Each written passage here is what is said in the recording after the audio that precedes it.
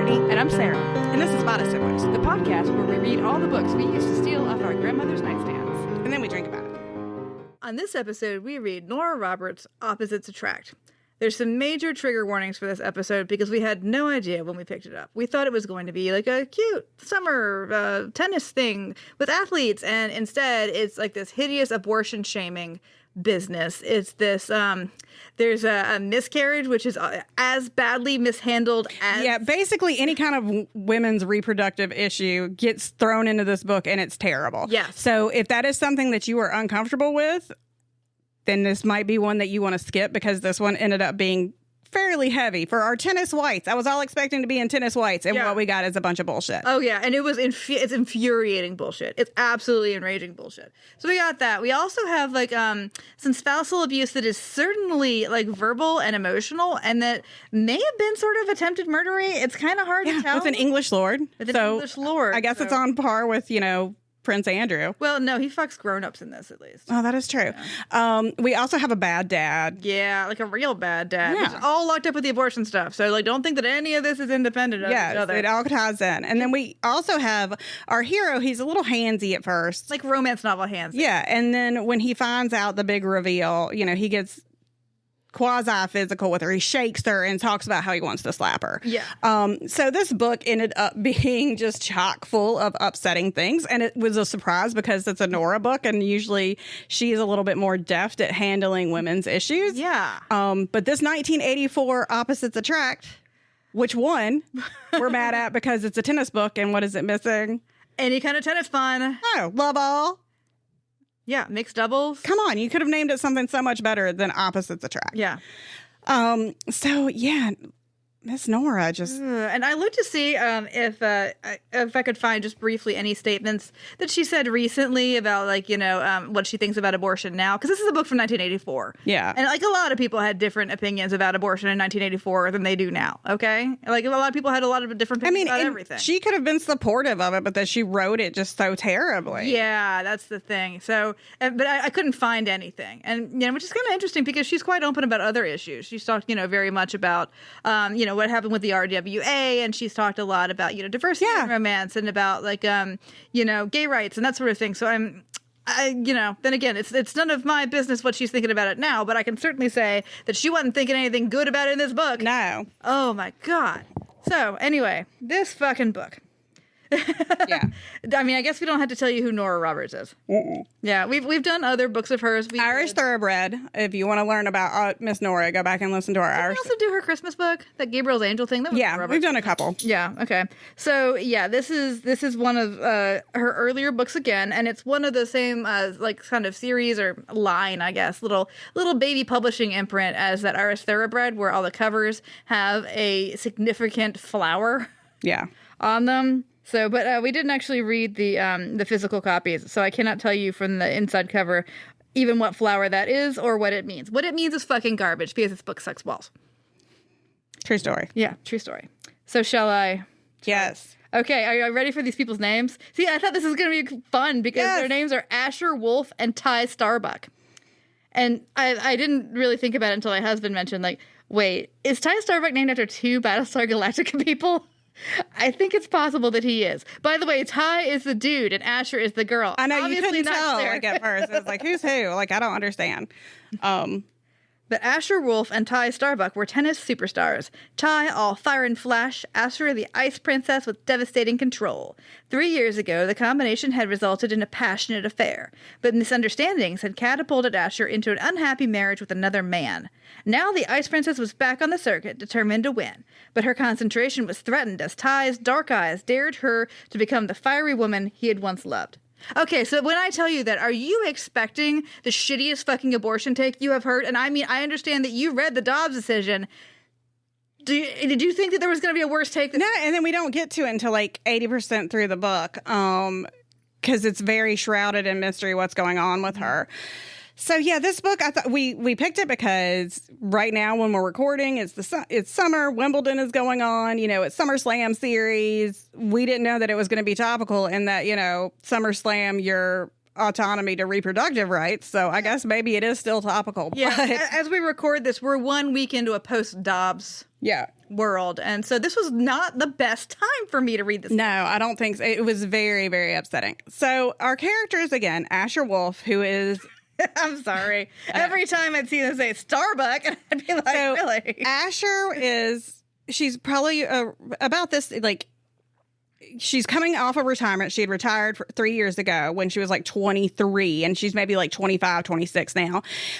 She had been raised by, her father was like a tennis legend and had been her coach, and she's called the Face because she's so beautiful. And she looks like Princess Diana. I was going to say, I assumed that we were talking about Princess Diana, exactly the way that they talked about her, and she has this very upper class, like, upbringing, although, you know, but she's American, right? She's American, I'm assuming. And she's got the short blonde hair and the violet eyes. She's got violet eyes. Of course she has violet eyes. And, you know, she's very, like, tall and slender and just the pinnacle of control. Yes. Because that's all, like, women in tennis are supposed to be beautiful and controlled, and men in tennis are supposed to be fiery and angry. Yes. And so she is our heroine, and then our hero, Ty Starbuck. You can tell that Nora was super, super horny for a combination of Andre Agassi and John McEnroe. Mm-hmm. This is probably more McEnroe because Agassi gets really popular. This book came out in 1984. He gets really popular, like, from 1986 to... I was thinking it was John McEnroe. Yeah, but he has the, like, slightly too long hair that he, like, wears a sweatband with, and he's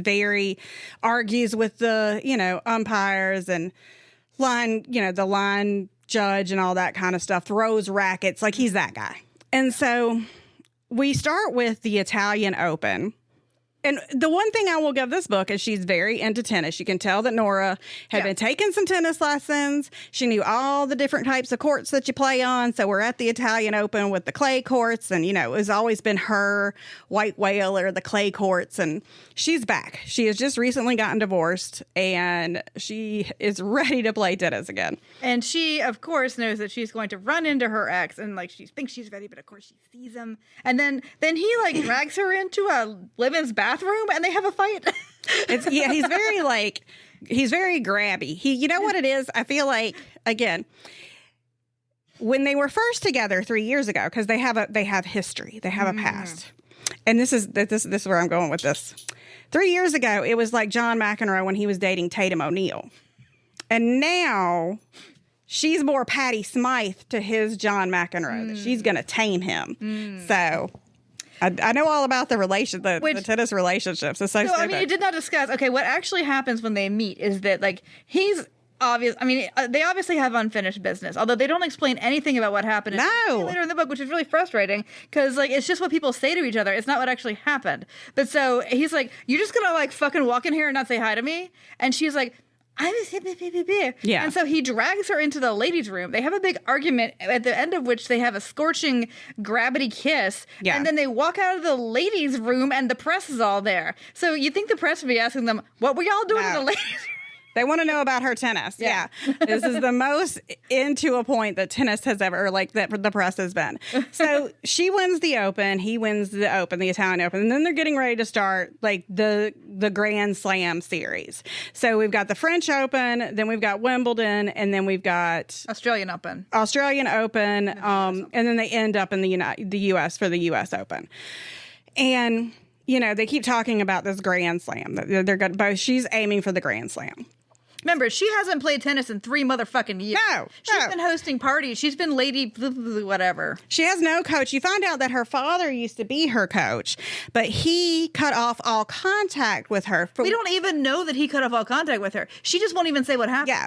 But the most frustrating, like... But anyway, she makes this comeback by basically just like, she has no coach. She has nobody. It's just her. So, I mean, if she's doing this all on her own, good on you. That's great. She just eats caviar and she hits balls with her friend, Madge. Madge, yeah. Who's also on the tour. So there's Madge, and they, you know, she practices with Madge, and her... That's it. She, like, wins all of tennis just about in this book by hitting some balls with Madge. Her and Ty keep having these, like, flirty moments where they always end up making out. They're at the...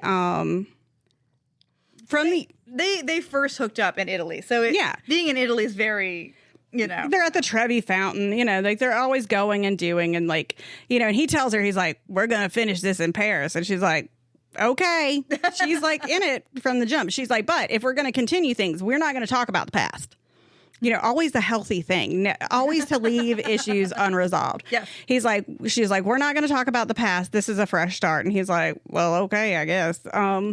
They go to Paris. They both win the Paris Open, the French Open. They celebrate by having caviar.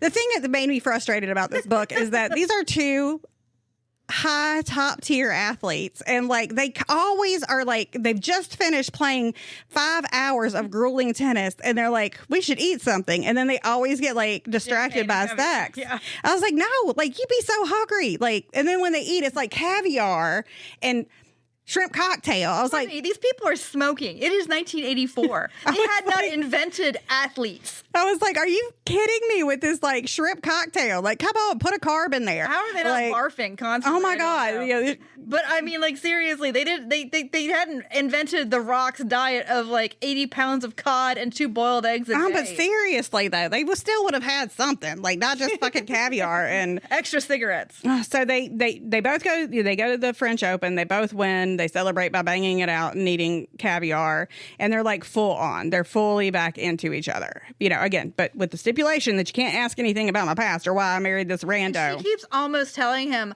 something. We still don't know what it is. We don't know why she left him very suddenly and got very suddenly married. And there's another secret that we don't know what the fuck it is, and she won't say. But I think she may say baby in her mind like twice. Yes, because she finds out her friend Madge is pregnant, and she like reacts badly to it. Not to Madge, but she's upset. So we know that there's a baby situation. Mm-hmm. And I mean, okay, so we hear all about their past. It's boring. You don't care. But Ty's sister has come, and Ty's sister is mad for some reason at Asher for pre-existing conditions, I guess. And Ty's sister is passing around this picture of her baby, and everybody on the fucking tennis tour gets baby rabies from this picture.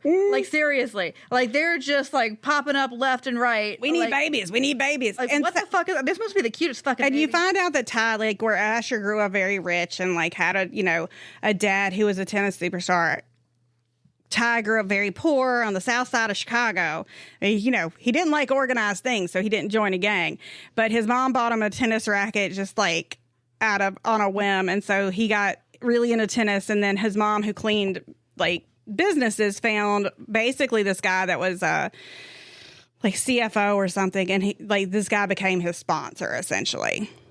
And so he's from the streets. Married to this guy's son. Yeah. So it's all now like incestuous, but I'm not incestuous, but like the family, everything's kind of. I felt like I was like, we're coming. Like, is there another book? I felt like this is coming off of something else. And possibly, I don't know, but I was so angry at this book, I didn't care if it had. So yeah, they both win the French Open, then they go to Australia, and they both win the Australian Open. They're still like banging out and having a big old time, and like best time ever. Then they go to England for Wimbledon. And that's where she's been living for 3 years with her husband that she has just recently divorced. And so we finally meet the ex-husband, Eric. And I was he's like, a piece of shit. There's no Lord named Lord Eric.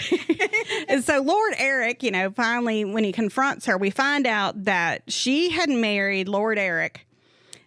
And you don't even find out why she married him yet. No. But the thing is we find out that she was pregnant at the time with Ty's baby. But she didn't know. No, she didn't know. But still, like, it was like, damn, she got married to this guy so fast. Like, yeah, it was very strange. And so you don't know at that point what happened at all. We just know that she was pregnant and that she had a miscarriage. That's what we've been. I don't even think we knew that at that point. No, we did because she talked about like Jess's baby. She talks about. Okay. Yeah. So we know from her at some point in here that she had a miscarriage. Yes. But we still don't know why she doesn't talk to her dad. We don't know any of the rest of this. No. Finally, we get like Jess coming clean, not to Asher.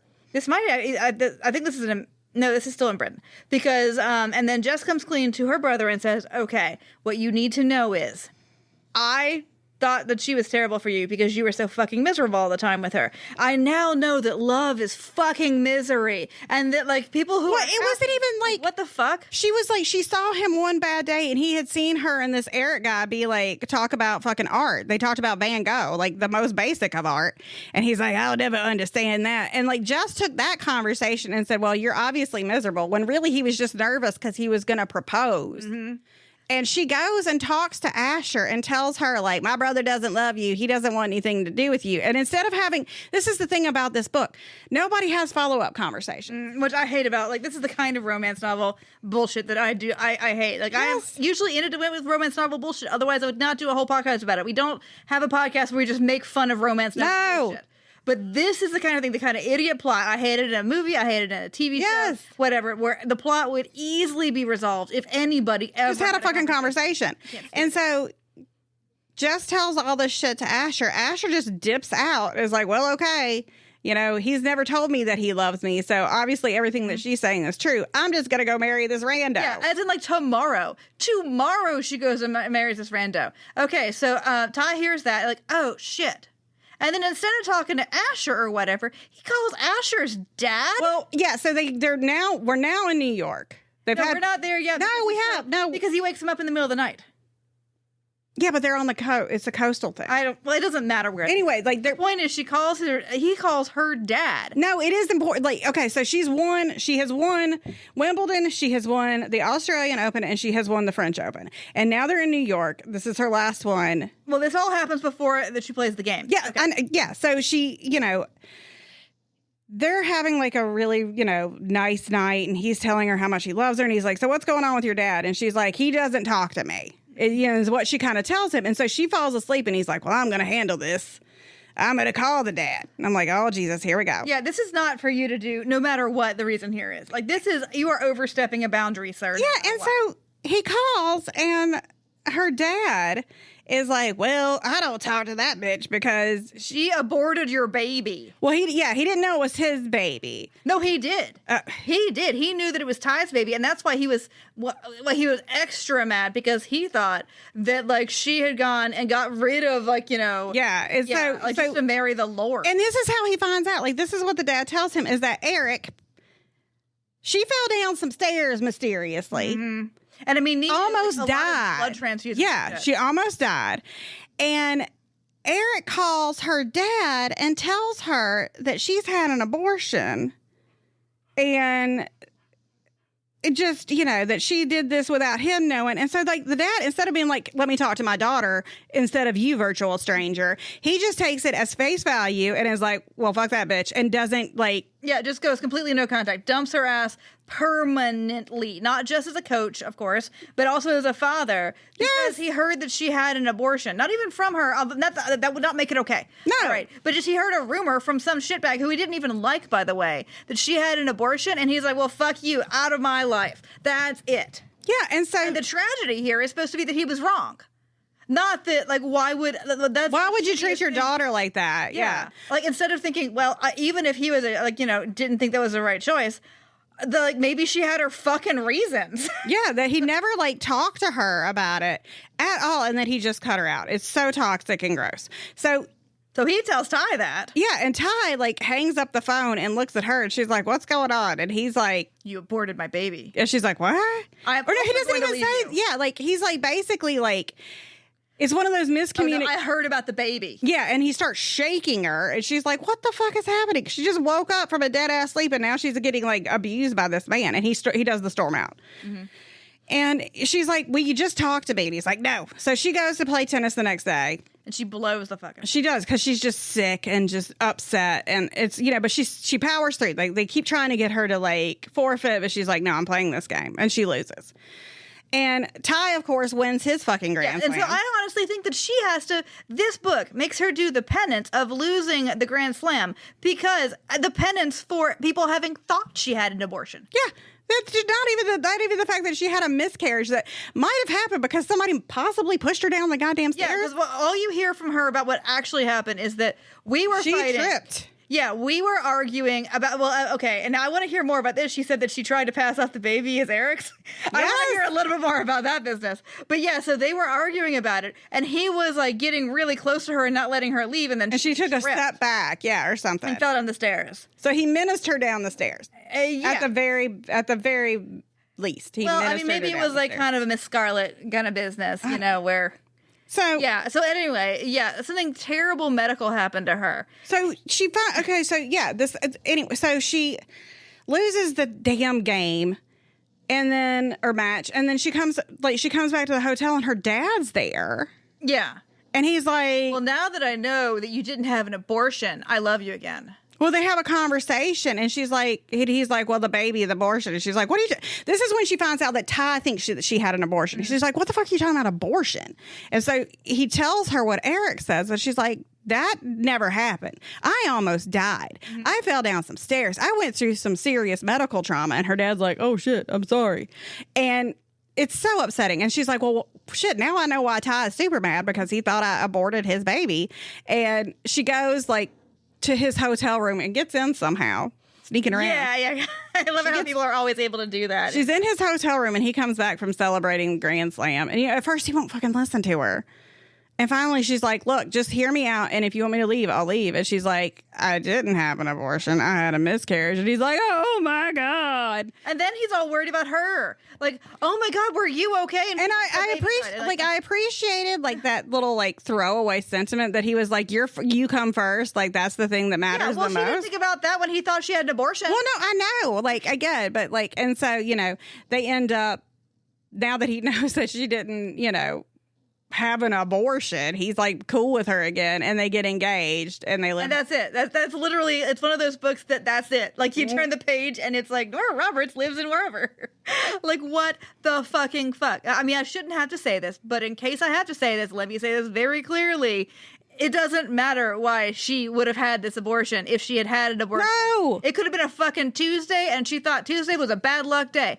That her abortion would have been 100% justified because it's her fucking body. But and it's also the idea that, like, a miscarriage is the only... that it's just this idea that, like, this whatever idea that people who have abortions have them without any kind of trauma. Right. And so, like, the only trauma worth, like, actually being sympathetic about is miscarriage trauma and not abortion trauma. Like, is so just... ridiculous and upsetting. And like, yeah, Nora, I know it's 1984, but like, come on. What the fuck, Nora? Like seriously. Like, just that this book is completely signed on to the idea that if she had an abortion for any reason whatsoever, any reason, it doesn't matter what the reason was, because nobody knows what the reason was. If she had walked through a clinic door, that would have been completely worthwhile to withdraw her entire relationship with her father and her tennis coach, to have Ty dump her for like forever, and to be completely right in doing that, to have everybody in her life shun her. Fuck this book. I know. It's so upsetting.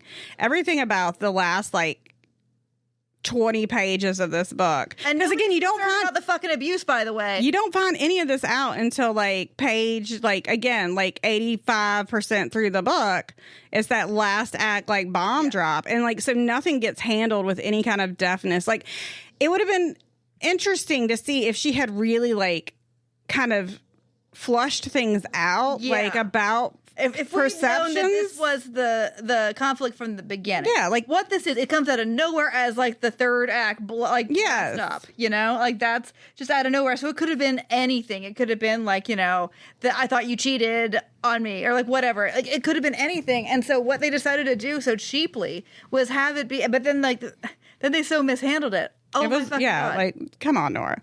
So this was our synopsis. Oh my fucking God. I was so angry at this fucking book. This is the worst possible time for this fucking book to come in my life. I know. I was like, oh no. It should have been fun. It should have been Ty and Asher. I know. You gave us all these ridiculous names. You gave us somebody who looks like John McEnroe dating, again, Princess Di with a little bit of some Tatum O'Neal in there. A little bit. And what you gave me was an abortion book, and not a good abortion book. No, a fuck your abortion book. Yeah. An abortion shaming book. Yes. And you know what? They could have at least had it be an abortion. So, like, it would have been something that these people had to deal with. Something. Like, if it was, okay, like, something they would have had to, like, face themselves in the mirror who had decided to shun somebody for an abortion that they had for their own reasons. Oh, my God. But no, it was even, like, an abortion fucking And it's like, takeoff. yeah, her dad's like, sorry. I was like, yeah, there'd be a lot more than, like... Sorry. And nobody's talking about the abuse either. No, nobody is. Like, I mean, and I guess, like, I do appreciate, like, Ty being concerned about her well-being in that regard, like, about, like... Oh, he only cared about the baby like 2 seconds ago. I know, yeah, but, so... All right, so questions. Question time, motherfucker. All right, big dick energy or big dick energy? I did not enjoy this man. I didn't enjoy, like, he's not my favorite, but I feel like her father was such an asshole that, like... Yeah, he's one of those hothead grabby dudes, and I mean, Nora Roberts tends to have a hero that doesn't have much to him because, I mean, I guess the idea is that you're into the heroine and the hero is just there for you, like, to be a dick. This one had more personality than her others, I guess. Yeah, I guess so. I just don't like a man who just, like, grabs you all the time and throws you in the ladies' room. He's very manhandling. In front of the press, and then, like, you have to act like you didn't just have a quickie or something in the bath. And again, we've already covered it at length, you know, about how they dealt with her reproductive autonomy. So he's not great in that regard. He's not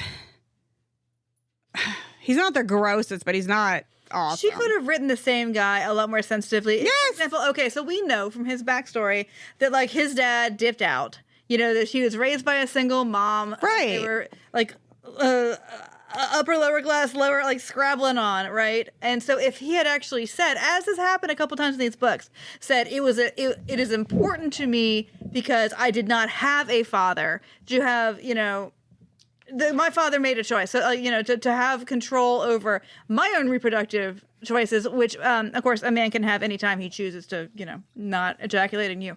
But, I mean, so, like, they could have handled it in a way that I would have thought was, like, obnoxiously retro, but was at least thoughtful. Right. At least that she had given, like, some kind of thought to it. Yeah. So it's like she never even thought about, like, why would people make that choice?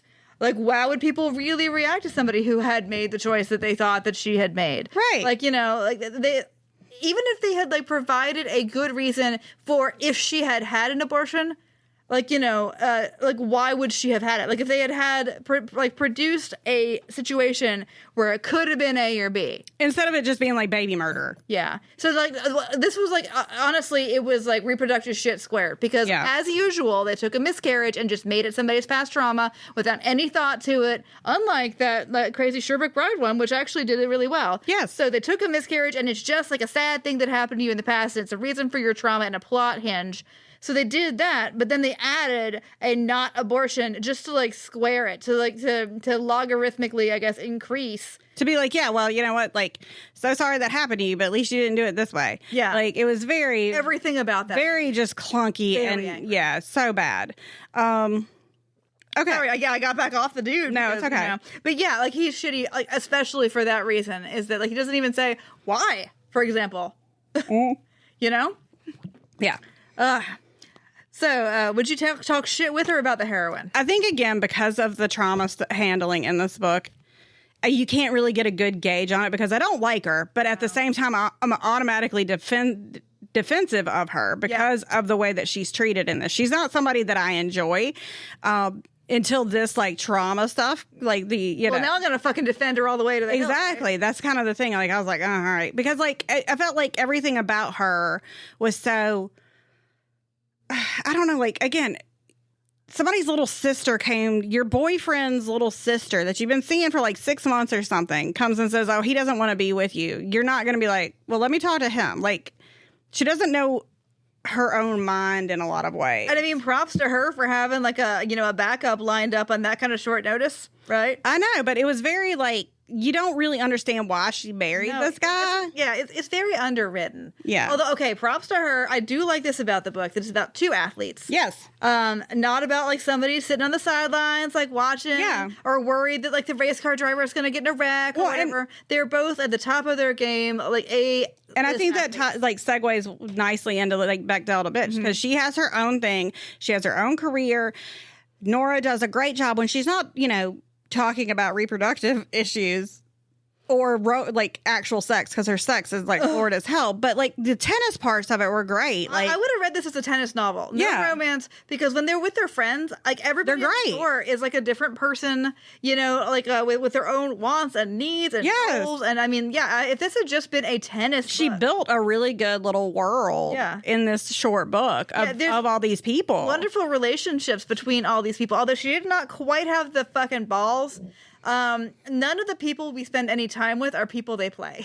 No, well, She they play. couldn't really make herself. Yeah, like, well, pit she them like against he anybody. plays against his friend Charlie, but Yeah, still, they don't. That's one match that is not really well. It's all like described. friendly, yeah. Yeah, And I so- think like her friend Madge, they have a really good relationship. Madge is awesome. Yeah, Madge is like a little like short, like she's like a Monica Seles kind of looking, you know. And she's sort of previous generation. Like she's not a threat to Asher professionally because she's kind of on the way to retirement. Yeah, she's like 33, and you know she's married to a guy that he's like an academic they call the dean. Yeah. And you know she's pregnant, and she's like, I just want to like cook and be retired and enjoy eating, and you know. Yeah, and now she's like, you don't know how to cook. I was like, I love Madge. I Yeah. want more Madge. Like, I want Madge's baby like book. That would be amazing. Yeah. So yeah, I think that this book does a really good job of like this kind of world building and giving Asher this autonomy. So I think the Bechdel to bitch, you know, it does a really good job with that. Yeah, oh, absolutely. Which, especially considering how short this book is, it is hard to shoe in a lot of other characters in these short books. Mm-hmm. So, like, props to that. I wish that they had taken out, honestly, if they had taken out all the sex scenes, which were terrible, we could have had more room for tennis shit. And they were so many. It was like I was skimming, dude. it was kind of like she's tied with Beverly Jenkins for like Yeah, but just, Beverly Jenkins writes hot sex. yeah, like just sex and everywhere. But I mean, like they were both into it. They were like, you know. Well, that's the next one. When it comes to consent, is this book more Robin Thicke or Marvin Gaye? So it's very, very, very like Marvin Gaye. She is into it. Well, she is. but at the beginning, he's always doing that romance novel thing where he kisses her and she's like, no, yes. I did not. I felt like she was like, that's her jam. She was. It's a bathroom. I felt like she was hundo P into it from the beginning. Like with that. Now I will shit talk this book all day long for other stuff, but I think with like him, she was into it.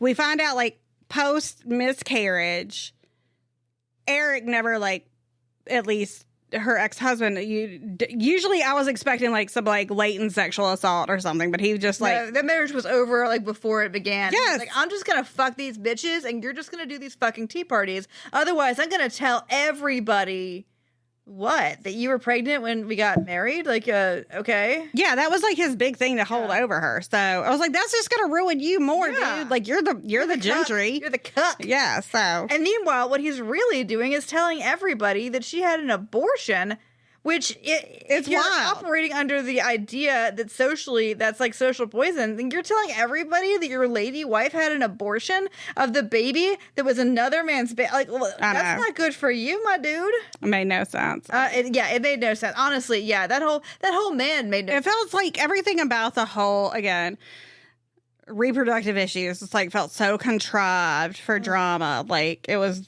so stupid. Hated it so much. Okay, how badly are you judging your mama for reading this book? Like the sex in it is like, again. It's actually fairly explicit if you can wade in through the. Oh Jesus! It's like going into like a pond that's just full of pondweed, and what you're looking for is the dick somewhere in the water lilies. But yeah, I mean, you just keep on grabbing, like duckweed. Yeah, it was.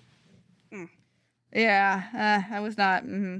Would Scarlett Johansson be in the movie? Yes, 100%. Wasn't she already in a? Wait, was that a tennis movie? Yes, with the Woody Harrelson or the Woody Woody Harrelson. Allen. Yeah, the Woody Allen. She was in a Woody Allen tennis movie.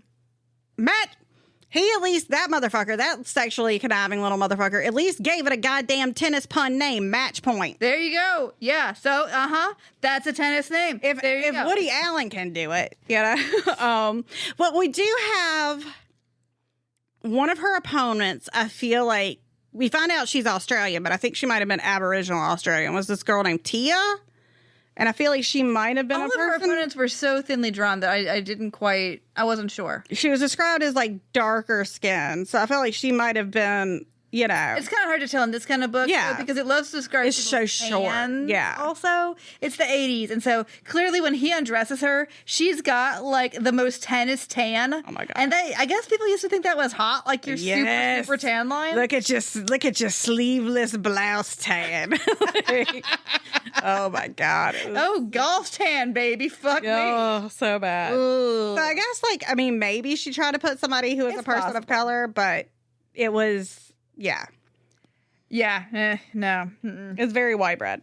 You are not leaving this house looking like that. This bitch wore just like that silk crepe shit all over the place. Yeah, this book should have had fucking outfits. If you're going to the Wimbledon ball, you don't tell me the what only you're one that wearing. we get is like she's wearing like a peach silk crepe business, and I was like, the palest peach. and like somebody says, oh, her ex-sister-in-law who comes up to her and is like, hey, I know my brother's an asshole, but can we still be friends? Oh yeah, I love that. Yeah. It was so random. And then like the sister-in-law describes her as like, if anybody else wore that, it'd be boring, but on you, it's so beautiful. And I'm like, I think that's just like the nice thing to say to somebody. I don't think that's probably true. No. So there there could have been like, I was waiting for tennis outfits. Yeah, I love a tennis outfit. There could have been so many good like outfit moments for this because they went to a ball. They went to the damn Wimbledon ball. I know, and you don't tell me what she wore. All we find out is that it's unfair that Ty looks as like alpha primal whatever masculine in black tie as he does. I'm like, and I'm like, okay. oh, okay, yeah.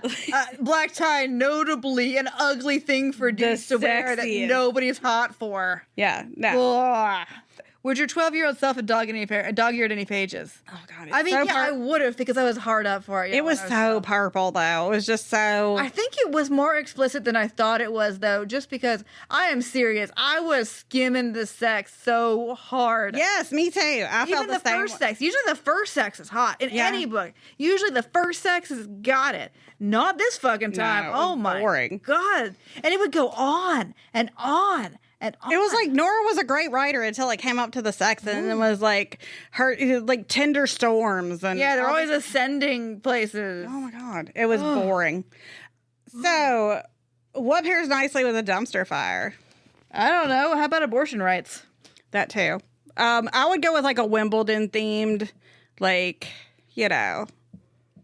strawberries and cream, even though it's not a drink. That's what I had when I went to Wimbledon. Oh. I've never been to Wimbledon. And I saw Anna Kournikova. Oh, well, that's very exciting. We weren't like when we went, had gone for grad school. We were there, we were in England for 6 weeks. And my friend Sarah was like, she was doing reconnaissance on clubs in Camden. And my friend Lori and I went to Wimbledon, and we just paid for like the general ticket the general grounds tickets where you can see like the like kind of up and coming players. Mm-hmm. And then, we saw from we were sitting in one court watching this very attractive French boy play. And we looked over and it was like Anna Kournikova, who I can tell, I can rest assured, audience, she is as beautiful in person. Oh, I bet she is. Oh my God. I was like, glorious, There used to be a library patron who would come up and ask us to print out pictures of various beautiful women. Just like whatever pictures we could find. I don't know what he was doing with them, but she was one that he was always asking for. Yeah, she was an extremely lovely young woman. I root for her because, if you think about it, I saw her on a couple talk shows, and she's been with Enrique Iglesias for forever, which is wild. That is wild. 20 years almost. And then, it was like the Graham Norton show. And it was like Katy Perry talking about her religiously fanatical parents and how somewhat abusive they were to her. And Anna Kournikova was like, your parents and my parents should get lunch, And I was like, I love you, Anna Kournikova. Because, the thing is I think because she did so many ads and used what she had, which bread, get that bit, but people were like, oh, one, she's not that good at tennis, and two be like, oh, her ads are sexual. I'm like, yeah, who cares? If you've heard of a tennis player, they are that good at tennis. Exactly. So I don't know. I have a soft spot for Anna Kournikova because I saw her at Wimbledon. That's a perfectly good reason to have a soft spot for somebody, And it was a really cool, that was a really fun day. But the big thing is the strawberries and cream, and so yeah. So last question is: should a person in the 21st century read this book? I think you should read it because if you have this idea, if you're a fucking idiot and you think that this Supreme Court decision does not affect you personally. You need to go back and find out what it was completely acceptable to write a book like in 1984. And this is the thing. This is like, again, this book came out, what, a decade, clearly. Oh, yeah. I mean, like, abortion had been legal. Like, The weird, and this is not famous. This is not like, oh, God, have you read Nora Roberts' abortion book? Yes, that's the thing. This is completely de rigueur for the way that they would talk. I would not be shocked at all to see a soap opera like Young and the Restless or something talking about abortion in this way. Yeah. This is absolutely 100% a plot you would have seen on like a daytime soap. Exactly. I thought you had an abortion and I hated you. But then I found out that you actually had a tragic abusive miscarriage.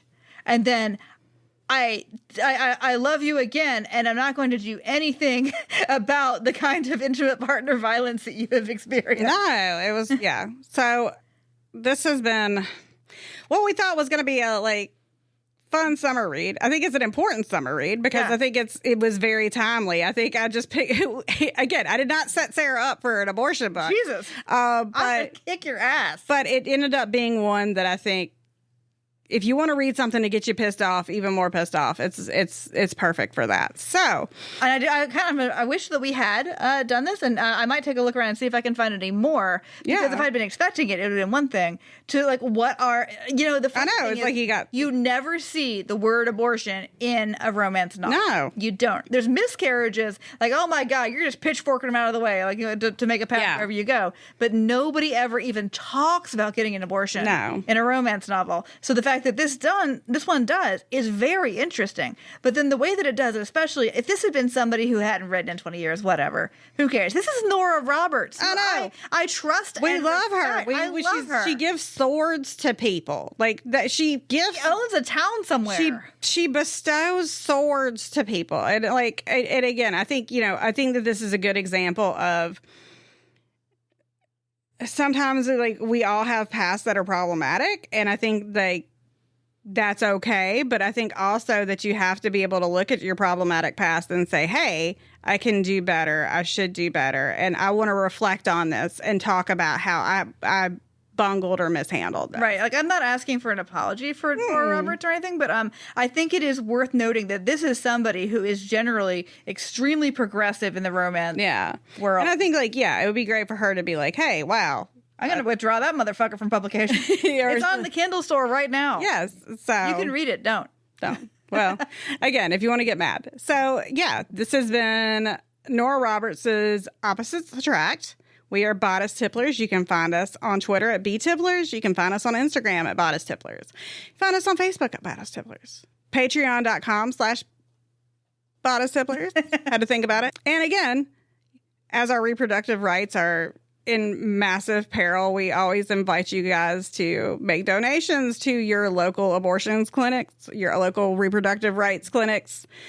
Give them your money. Planned Parenthood, whoever, find a person. You can also, if you want to set up an ongoing donation to the National Network of Abortion Funds, which we will link in our show notes, that goes to people who are actually on the ground, not like making jokes about camping. These are the people who've been doing this in this space for a very long time, and they know how to do it safely, and they're getting direct money to people to do things like travel, for childcare, for the stuff that they actually need to take control of their bodies at this time where everybody's trying to take it away from us.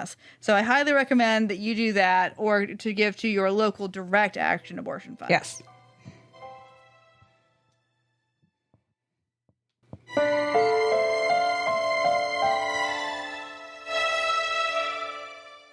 Bodice Tipplers is part of the Frolic Network. Find more podcasts you'll love at frolic.media/podcasts.